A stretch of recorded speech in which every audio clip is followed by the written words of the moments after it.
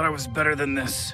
Dramatic voiceover while stranded in space? Making fun of the thing while doing the thing doesn't make you cool, it just makes you a hipster. Please refer to the following ding if you have any questions regarding how I feel about hipsters. I guess when you're dying, the first thing to go is your creativity. That might make sense, considering your body probably should be using all your brain power trying to figure out a way not to die. That being said, I can't tell if Rick's being profound or just using the opportunity to take cheap shots at Marvel, the Russo brothers, and Iron Man. So in lieu of dragging this out any further, I'll just add us in for him Rick trolling us for the millionth time. This is going to be a long season, isn't it? Citadel's gone. Acting like the Citadel being gone is negative. We've been there enough. Let's move on.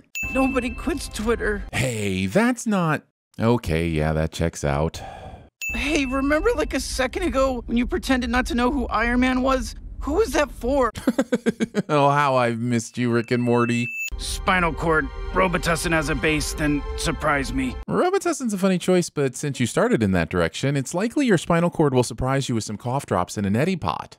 Show makes me wonder if this was just a fun idea they wanted to throw in the opening or a glimpse of a future Rick and Morty as Sherlock and Watson episode. I so want it to happen! Stop playing games with my emotions in the opening credits. Oh my God, she found you. Here, eat. If Beth didn't even know they'd been found, who were these two perfectly timed sandwiches made for? Digestibot, convert to nutrient mass. Show drops a deus ex machina and hopes we won't notice. Also handling a nutrient mass with your bare hands. I explained it fine, Morty. You're spoon-feeding spoons. So is that taking food with a spoon and putting it into another spoon, or is it using a spoon to feed someone actual spoons? I mean, both are funny visuals, but I need to know what I'm laughing at. Oh my God, the Jerry Beret! Oh, the Jerry Beret! Deep cut. Making fun of your fans for getting the reference. But Rick pays me in things like Wolverine claws. Pretty sure we all felt a disturbance as that singular individual just yelled at the screen, "Those are not Wolverine claws!" Well, I must humbly inform you that the double claw arrangement does belong to X-23, who ultimately takes up the mantle of Wolverine. So as they say, the episode's case does hold water. However, litigation has no place here and will be sent accordingly.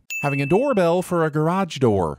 This picture, right here, for which I have so many questions. Who is this? Is it an Easter egg? A young Rick, perhaps? One that is yet to know the ravages of time? Maybe it's Sleepy Gary. Could he have been real in this universe? Maybe my memory is failing me? Maybe the numerous callbacks in this series have become too much? Or maybe, just maybe, this picture means nothing at all and is just a cruel joke thrown in for the creator's sick amusement. Well, all the magazines on this rack seem pretty sinful. My main issue is with Rolling Boner, because it sounds painfully detached. Also, porn magazines survive a mutant holocaust. Wait, is that a good thing or a bad thing? Well, now we'd have time to read the articles, I guess, so I'm going with the bad thing. Damn it, Morty, there's no doctors anymore. Then maybe announce yourself before sneaking up on your kid who's carrying a weapon. Figures it's underwhelming the one time I visit. Tourists. They say my mind is held captive in a time loop, trapped in the day of a traumatic event. Ah, this is one of those convenient exposition notes that show up when the writers realize there's so much going on that they couldn't possibly explain it organically in 20 minutes. Right. I used to drink. Using alcoholism as an excuse for your behavior. She reminds me of you. Oh, really? Is she dead too? The AI ghost version of Diane would be devastatingly efficient at TVSins.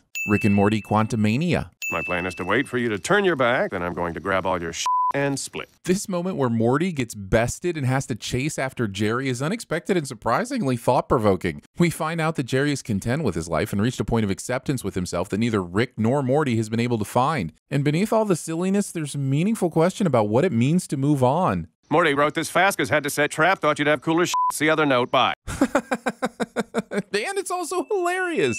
Batman doesn't abandon people. Jason Todd has entered the chat. If you were pulled home by whatever happened, it's likely our target was as well. Convenient computer-generated ghost reasoning is convenient and reasonable. Or you'd be a bomb. Do you feel bomby? Asking this and not giving the person any idea what that would feel like, because what I think bomby feels like usually turns out to just be a fart. Where are we going?